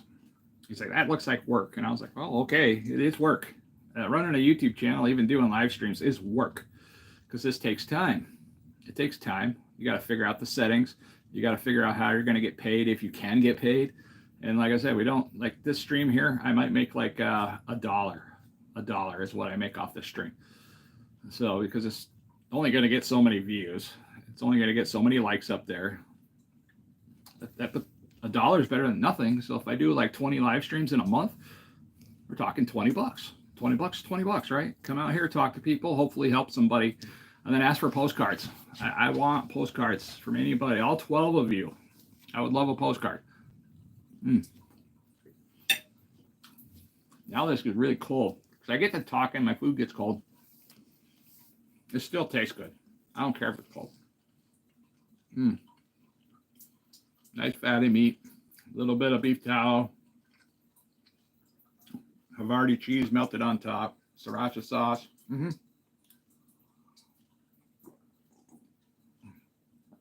I get a lot of work questions today. I wish I had my regular job fired up. This time of year, normally I work for this outfit right here, and we haul. It is groundbreakers. That's what we do. Is we break ground on new projects. We come in, we do the dirt work, set up the grade work, the gravel type work for the foundations. We haul gravel back and forth. I move equipment around, stuff like that. I'm pretty much just a truck driver here in Alaska, and this is basically why I started talking about weight loss. When I started learning how to lose weight with little to no effort, I mean, the majority of all the weight I've lost in this entire weight loss journey was with little to no exercise. So yeah, I've lost about 135 pounds with no exercise. If I did, it was basically just go to work, come home type stuff. You know, whatever my daily job duties were at work. And I'm not a person that gets in a ditch and shovels, you know, and moves a whole bunch of stuff or carries stuff around a job site. That's not me. I'm a truck driver. I hook up the trailers. I load equipment, tie it down, and then I move it from there to there. And then I untie it and I drop it off and I put the trailer away, and then I go get gravel and drive around in circles all day until the day is over and the gravel pit's closed. That's my job. But, you know, I just thought it was pretty cool that I could lose weight with little to no exercise, with fasting. And I was doing it in a healthy way. I figured out how to lose weight while I was sleeping. And I thought that was mind blowing. I was like, why wouldn't anybody share, you know, how to lose weight when you're in bed? I mean, so that was important to me. That's why I started talking about weight loss on YouTube in the first place, besides, you know, staying accountable for what I'm doing. I'm a firm believer, even in myself, and I'm pretty strict on everything I do. But if I didn't come back here and I have these associations with people on the internet, you know, viewers, people like Donna, other people that randomly jump in here, you know, I would think I would go right back to where I was, you know, because this is a support system. You know, we support one another. You know, I support people the best I can. And I've had hundreds of people, you know, send me emails and say how they're improving, you know, because of something I did, or something, a video I posted, or, you know, the fact that I took pictures of myself with no shirt and I posted them online. Somebody was like, wow, that was awesome. You did that? That's scary. I said, yeah, it's scary. Okay. You know, to put yourself out there. People make fun of me. They make fun of my forehead, my bald head. That's why I'm wearing a hat. But here's the thing. I'm a 50-year-old man. I couldn't care less what you think of my forehead. I couldn't care less what you think of me. I mean, if you don't like me, that's great. I don't care. I want you guys to, you know, do what you do. But my thing is I care about people, especially those that are just like me. I was stuck in bed. I couldn't hardly get out of bed. I had a hard time going to the bathroom. Getting in the shower was scary. I was so fat. I have like a big giant bathtub that's got jets, and the jets are plugged up, and we just use it as a big giant tub. But I was so big that I couldn't fit in my bathtub. And then when I did lose some weight, I thought it would be a great idea to take a bath. But my family was away. They were out in Nome, Alaska, you know, taking care of family business. And then I was stuck.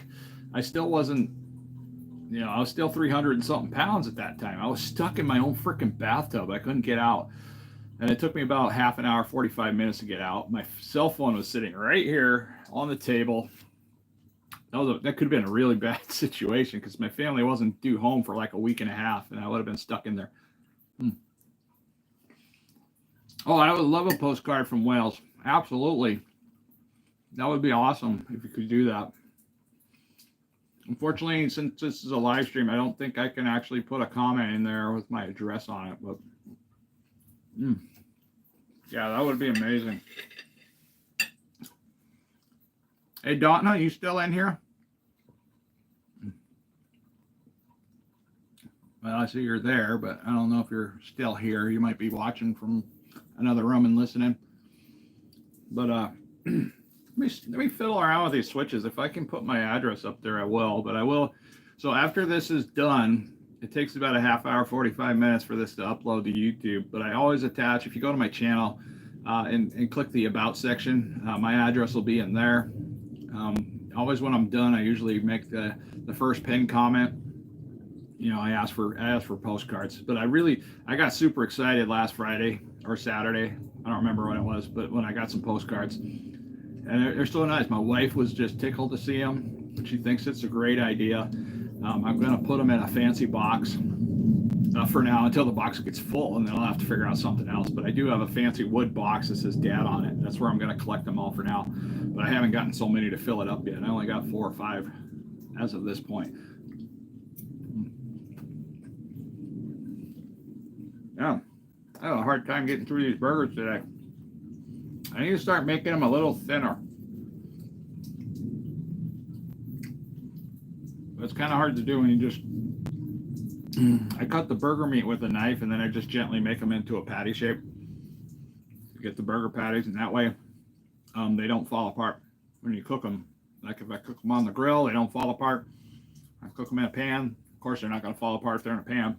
But that way it holds in all the good fat juices and stuff like that, all the yummy stuff that you want. You know, most people don't realize that all that extra fat that we used to drain off is stuff that's pretty good for us, and well, if not for us, for our animals. Because these animals, they're not designed to eat grains. You know, our dogs and our cats, they're not designed to eat pet food. You know, the majority of pet food that's out there, nope. Bone marrow, they love bone marrow. Why do you think dogs chew on bones? Because what's inside the bone is super healthy. It's stuff we should be eating too. We should be taking notes from our animals. And cats do the same thing. When they catch mice, they'll sit there and they'll chew on the bone until it breaks open. They get the bone marrow out of the bone. Our cats aren't supposed to be eating these little freaking pebbles. They're supposed to be eating some meat, just like us. We're supposed to be eating meat. You want to make a dog sick? You want to make a cat sick? Feed them some freaking vegetables. They'll get sick. They'll get constipated too. 2 questions. How often do you exercise and fast? I fast way more often than I exercise. Everything up until now is little to no exercise. Fasting and eating whole foods like meats and fats. I mean, I eat meats and fats. I know a lot of other people that do it different. And I applaud them, you know, because they figured out what works for them. Some people use whole foods, mainly vegetables and meats. So those are basically the 2 ultimate spectrums there. But since, you know, over the last 20 years, I screwed myself up so much. It's important to remove everything, literally everything. And that's where the meats come in. So I can eat, you know, just meats. And I did for a period of time. I didn't even have cheese. I ate just the meats. I took the cheese. I took the sauces away. I was just eating meats for about 2 to 3 weeks. And that was to dial in to figure out, okay, now I'm going to start adding in certain cheeses. So if I add a cheese that's not white, it stalls my weight loss. It tends to make a little bit more water retention happen in myself. And it's different for everybody. So this is why removal is the first aspect. Fasting is automatically removal. But if you just remove everything by eating the same thing for 2 or 3 weeks, and then you start adding in single ingredients like maybe garlic, and then, you know, skip the garlic next week and then add black pepper, and then skip both of those and then add in a hot sauce, your favorite hot sauce. See how that makes you feel. Because I noticed that some of these things would promote inflammation. And the inflammation is where our arthritis comes from. It's where our blurry vision comes from. It's where my hearing improved. I had to wear hearing aids a year ago. I was wearing hearing aids. Most people don't even know I have hearing aids, but because they're small and they're hard to see. But yeah, I had hearing aids. I had a hard time watching TV. I would have to turn the TV up to like 35 something. I listen to it on 20 or 15 now. That's a big difference. And that's all from doing the carnivore diet. That I can say that is from the carnivore diet. You know, I got rid of that stuff. There was so much inflammation in my head. And most people don't realize that. They say, oh, your face got slimmer. And yes, it does get slimmer, but the majority of this swollenness is from inflammation. It's not all just water and fat on your head. This hat would not have fit me a year ago. I would not have been able to wear this hat. And as you can see here on the back, that's how much my head was that much bigger. So if this hat were to fit on my head then, it would have been like that. This hat would not have fit. There's no way. Oh wait, hold on. Hey, hold on. Yeah. Yo, what's up? Hey. That's crap. All right. Later, John. Hey, we'll see you later, Donna. Thank you for dropping in. Folk and vegetables. I like meat. Yeah, well, you know, vegetables are what they are. See you later there, Charlotte. So yeah, basically the exercises that I do right now is I go for bike rides. I'll go for walks. I do have some weights here in the house. I've been lifting 25-pound weights until I can't lift them anymore. And usually what I do is I just keep lifting on one arm until that arm's done, and then I start lifting on the other arm. I don't even count them.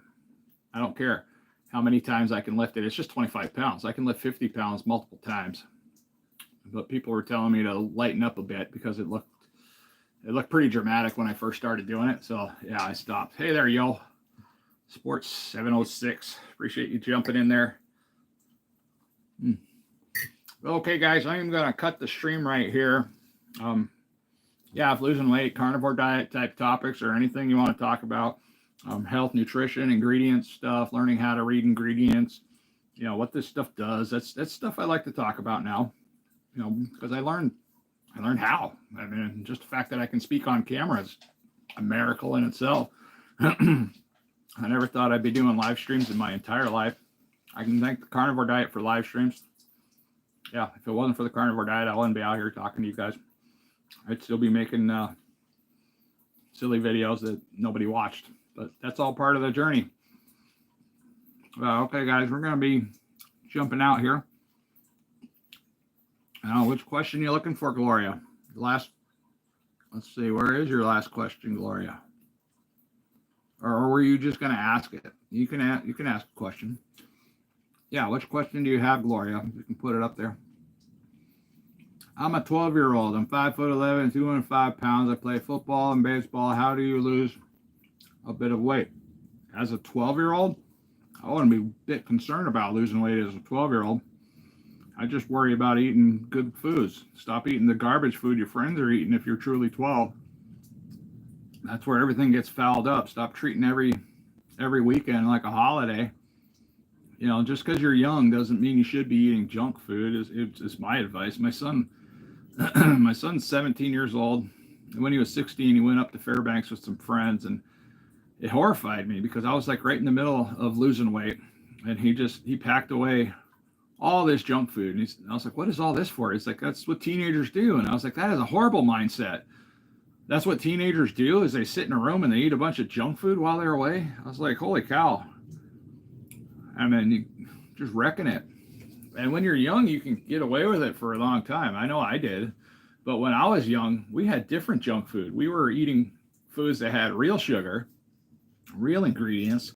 They didn't last on the shelves for months or weeks or days. I mean, even if it came in the box, it might last a week. And then it would go stale. It would get moldy. What food now gets moldy besides bread? We had all kinds of stuff getting moldy when I was a kid. Or taste bad or stale or just yucky. Now, let's see. Anna says, Gloria still hasn't asked her question. So I guess I can't answer your question, Gloria. You got to type it for me to answer. How often do you fast, and for how long? Anna, I've done so many different types of fasts. I've done 24-hour fasting, which is one meal a day. And then you come back around the clock and then you eat another meal in 24 hours. OMAD, the same thing. One meal a day is what OMAD stands for. And when I'm working, that's typically what I do naturally, because I don't usually eat breakfast. I'm not a big fan of lunch. So then I'll just eat dinner. I'll go to bed, so on and so on through the entire week. And I focus on all of my major type fasts for 5 days. That was the easiest way for me to get started. So if I was focusing on 24-hour fasting, for instance, I would do that for 5 days. I would take it kind of easy on the weekends, reset the brain a little bit, and then prepare for Monday, Sunday night or Monday, and then I would start working on my next fast. So when I lost 35 pounds, I started on Sunday night at 6 p.m., and then I went for 5 days without, any food. So it was just vitamins, electrolytes, and drinking lots of water. And the water is the most important part. You know, vitamins, electrolytes, yeah, they're important too, but it's the amount of water we need to take and figuring it out. That took me a little bit of work. I had to go online and figure out, okay, how much water should a 400 pound so and so be drinking a day? And it was almost like a gallon and a half, or almost a gallon and 3/4. But the easiest way to figure out anybody's water content for the day, and this is even for a healthy kid of 12 years old, you take whatever weight you are on the scale, whatever it comes up to. Say you're 200 pounds even. We just take that weight, divide it by 2. That's 100 pounds. Convert that 100 pounds into ounces of water. So that'd be 100 ounces of water. You want to hit that as your minimum for the day. If you're active, you're going to have more than 100 ounces of water. So right now, I'm still drinking about a gallon of water a day. And that's in order for the fasting process to work, because weight loss doesn't happen without being hydrated properly. And if it does, you're going to feel lethargic. You're going to feel unhealthy. Your skin is going to look pale. You're not going to have the rosy cheeks. The blood's not going to be circulating correctly. So yeah, I focus on the first 5 days. This is just getting started. Then you just take it easy on the weekends, and then focus on another 5 days of something, some kind of fast. Now, the fast that I've been working on right now is 65-hour fasting. So I fast for 65 hours. That's about 2.5 days. And then I have a 6-hour feeding window, which would be right now. So I'd eat this in 6 hours. Then I might have a little snack towards the end, and then I start my next 65-hour fast. Now, the week before this, I was doing 36-hour fasting.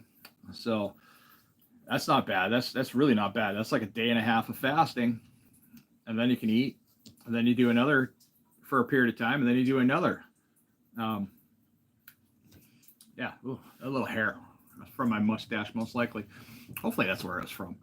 But then you do another, 12, you can eat for like 12 hours if you're doing a 36-hour fast, and then you do another 36-hour fast. You just keep that going throughout the week. And you lose anywhere from 5, 10, 12, 14 pounds, depending on what stage of health you're at. I mean, the more water weight you have on your bones, especially in your legs and your feet, that's the first to go.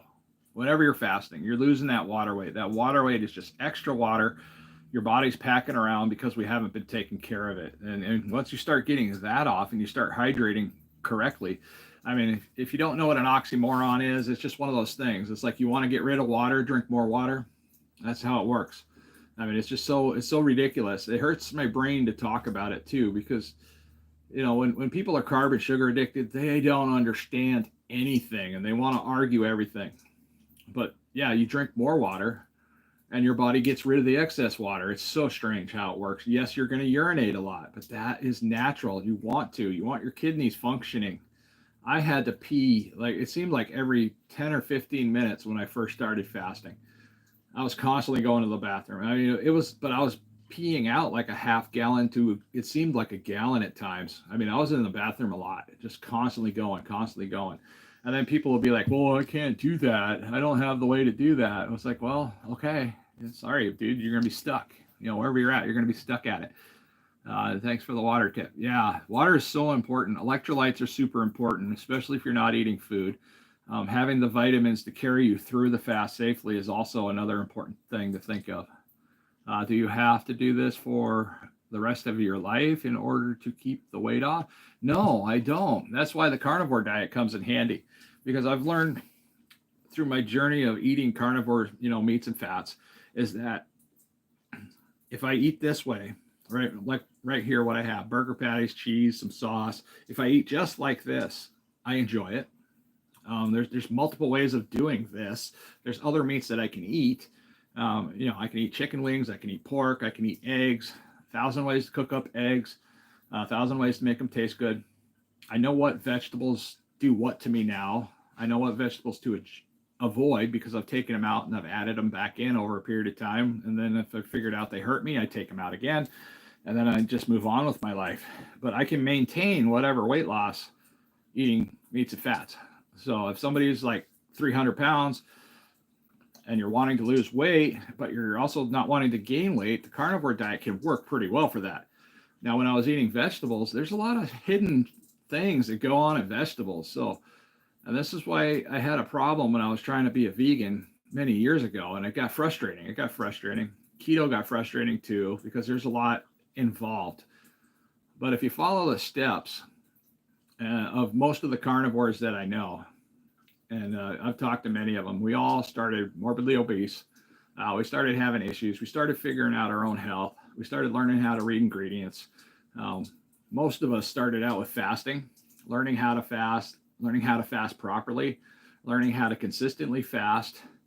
And then we moved on to eating habits, because you can fast for the rest of your life if you want to have sustainable weight, stuff like that. But does anybody really want to do that? I don't. But I want to know that fasting is a way to help me get to where I want to be. And then I can do maintenance. So then we go fasting, and then we work on eating habits, lifestyles.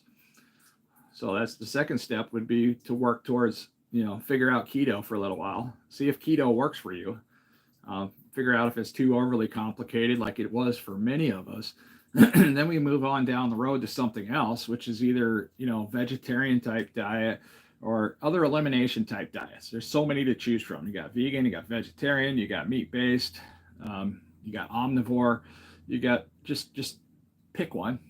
Whatever is on your playing field. Doesn't matter to me what you do. I do meats because meats work. Fiber causes constipation and problems, so it doesn't work for me. So I choose meats and fats because I like to poop when I need to poop, and I also like to poop when I want to poop. And that's why this works really well for me, because I poop once a day when I want. I don't have to poop in the morning, even though that's when I like to, because I like to get that done and out of the way. Yes, when we get older, we like to be regular. But if I don't poop first thing in the morning, eating this way, it's not an emergency. I can go to work for the entire day, come home that evening. I can pick the time I want, or if I have a moment where I can take time to do it while I'm out, I can pick a time, and it's that simple. There's no more digestive emergency. Oh my gosh, I got to plan my day around where the poopers are, where the bathrooms are. That's a blessing. That's a blessing, because I had anxiety issues where it would overstimulate my gut and I'd have to poop all the time, and it was diarrhea. That was miserable. Oh yeah, guess what I was eating? I was eating plants, and I was having diarrhea constantly. Fiber, fiber, fiber. Everybody was telling me fiber. And then when I took the fiber, I got constipated. I was like, well, this isn't win. It sucks. I almost had to go to the hospital to get a plug taken out. Okay, so then, like I said, fasting, keto, and then people move on to a lifestyle change of some sort beyond keto. So yeah, vegetables, carnivore based, whatever you want to choose. And then there's a process of transitioning to either one of those type lifestyles, because there's a transition into vegetables as well that your gut goes through, because everything changes. Some people have good luck with vegetables. More people have good luck with meats, but some people have like personal issues with animals and stuff like that. I don't have those issues. I'm Alaskan Native. We like to eat animals. We have no problem killing an animal and eating it. That's what we do up here. But then I got through a process of trying to transition to carnivore, and I found a lot of unexpected success, because I never thought the carnivore diet worked. I never thought I would ever feel better again, because I got so used to all those years of feeling like crap. I had inflammation, I had arthritis, I had back pain, I had chronic foot leg pain. My knees felt like they were going to buckle out from underneath me. Just constant issues. It was always just constant issues. But that all changed. I feel great. I'm 50 years old. I feel like I'm 30. And I eat stuff like hamburger patties with cheese and some sauce on it. I feel like I'm 30 years old. I can ride a mountain bike again. I can go for hikes. I don't get as winded. I don't use my inhaler. That's carnivore right there. I don't use my inhaler. There's nothing in the meats and fats that's creating inflammation issues in my sinuses, my lungs, anywhere. Yeah, so I can breathe. I'm having a hard time. Now, I don't technically need a CPAP anymore because everything has improved so dramatically, but I have an anxiety about not having the CPAP machine on at night. So like the last couple of nights, I have tried to sleep without my CPAP, and I have fallen asleep, but it feels strange not having it on. I mean, just working. It's just so strange to me. So I'm still trying to get over that. I'm still trying to figure out a solution to get myself over that, to help other people that are suffering from the same anxiety, that I'm going through, because there's tons of anxiety wrapped around sleep apnea.